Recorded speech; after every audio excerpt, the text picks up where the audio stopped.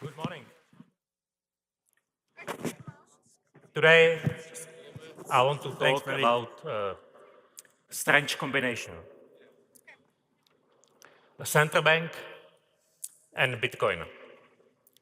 Most people do not put these two things together. I do.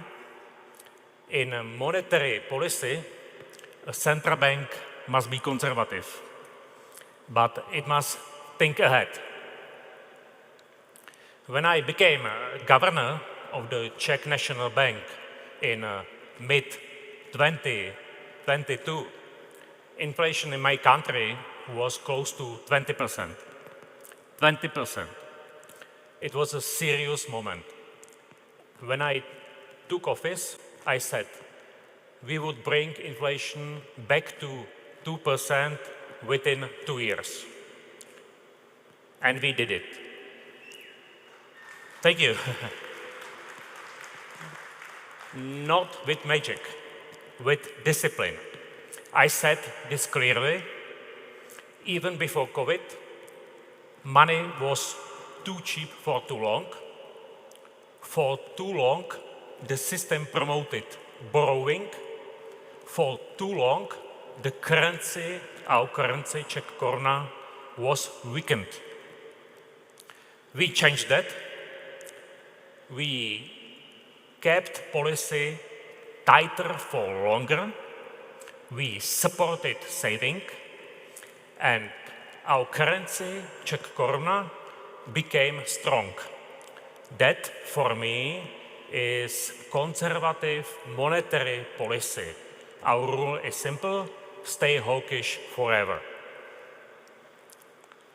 We also manage very large foreign exchange reserves.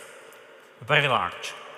We manage about 180 billion US dollars in reserves.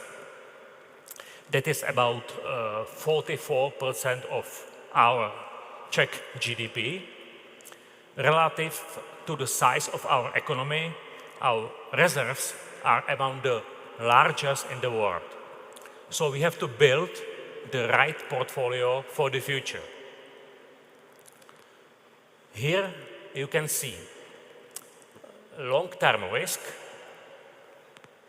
and return, all in Czech koruna, where our books are kept.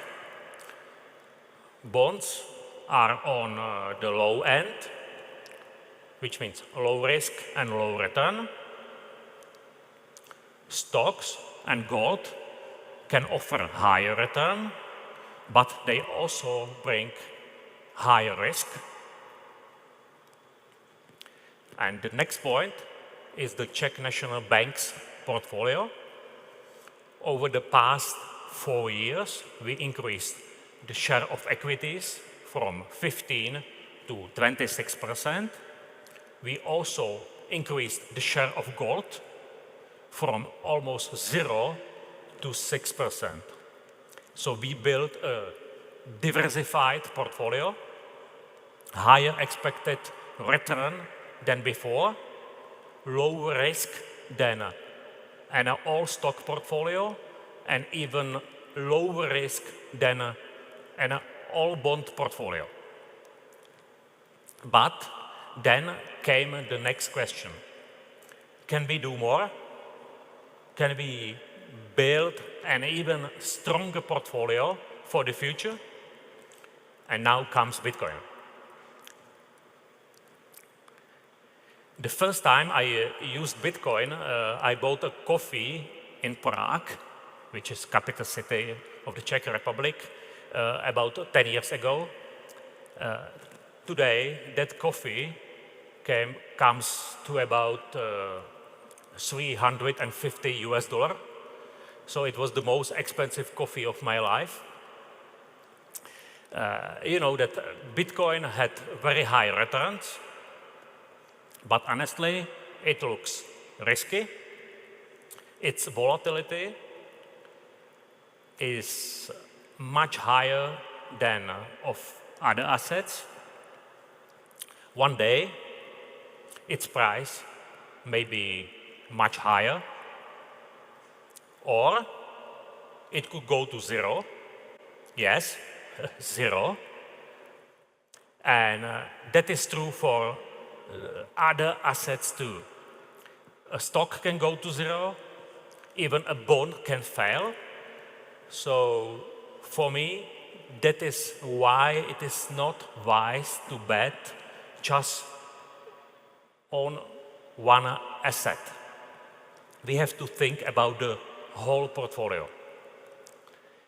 The next point on this chart is what we found in our new paper, in our new working paper. This is our model portfolio with 1% in Bitcoin. And here comes the interesting part. With 1% in Bitcoin, expected return goes up and overall risk stays about the same in our Czech currency. So this is what our new study shows. Why? Because Bitcoin has low long-term correlation with many traditional assets. It does not move in the same way, and that matters. So when you add an asset like this, the whole portfolio can work better. Return can go up and risk stay about the same. That is diversification.